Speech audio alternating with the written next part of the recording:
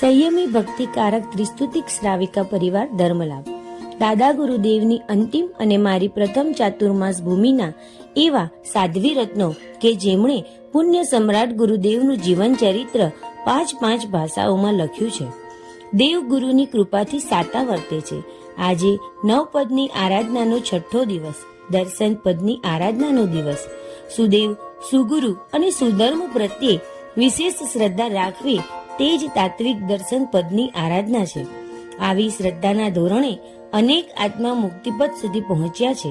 આજે એક એવા શ્રમણી ભગવંતની વાત કરવી છે જેમને ગુરુદેવના વચન પ્રત્યે ગ્રચક શ્રદ્ધા છે અને ગુરુ વચનના પાલન માટે સતત પ્રયત્નવંત છે.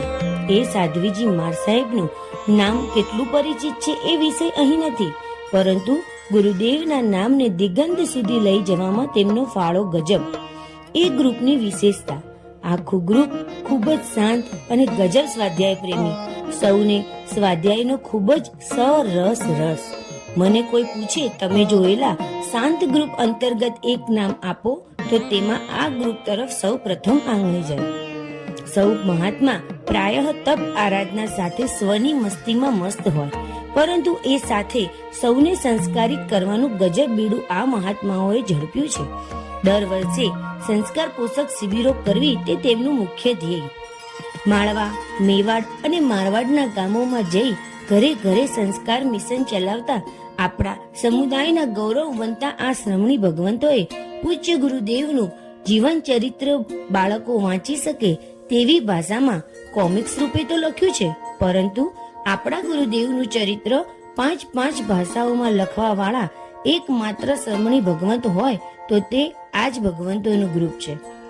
પ્રાય શાશ્વત ધર્મ જેવા પ્રાચીન માસિકો ખોલીએ તો પણ આ ગ્રુપના સાધ્વીજી ભગવંતોના 1, 2, 3 સંસ્કાર વર્ધક લેખ જોવા મળી જ જાય. શાશ્વત ધર્મ માસિકમાં પણ વિશિષ્ટ ભોગ આપવા વાળા આ ભગવંતો છે. પરિષદ પાઠ્યક્રમની તૈયારીઓ દ્વારા માળવામાં જ્ઞાનની ઝલક વધારી હજારો બાળિકાઓને સંસ્કાર સન્મુખ કરવા વાળા આ મહાત્માઓ સમુદાય સાથે શાસનનું ગૌરવ છે. આ મહાત્માઓ એવા છે જેમના પરિવારમાંથી વર્તમાનમાં 5 દીક્ષાઓ થયેલી છે, અર્થાત 3 બહેનો, માતા, પિતા અને જે ગામમાં પૂજ્ય દાદા ગુરુદેવનું અંતિમ ચાતુર્માસ તથા મારું પ્રથમ ચાતુર્માસ થયું હતું તેવા બડનગરના વતની છે. જો કોઈ બડનગર વાસીને આ પત્ર મળે તો અવશ્ય આ મહાત્માઓ માટે તેમની ગુણોથી ભરેલી કલમ ચલાવશો. વર્તમાનમાં આ સાધ્વીજી ભગવાન ગુજરાતમાં વિચરણ કરી રહ્યા છે. તેમની નિશ્રામાં તારીખ 15 મે થી 19 મેના દિવસોમાં શંખેશ્વર મુકામી શિબિર આયોજિત છે. જો શંખેશ્વરા દાદાના દર્શન કરવા જવાનું થાય તો તીર્થ સ્વરૂપ આ સાધ્વીજી ભગવંતોના દર્શન કરવા એકવાર અવશ્ય પહોંચશો. સાધ્વીજી ભગવંતનું શુભ નામ છે પ્રીતિ દર્શના શ્રીજી માર સાહેબ.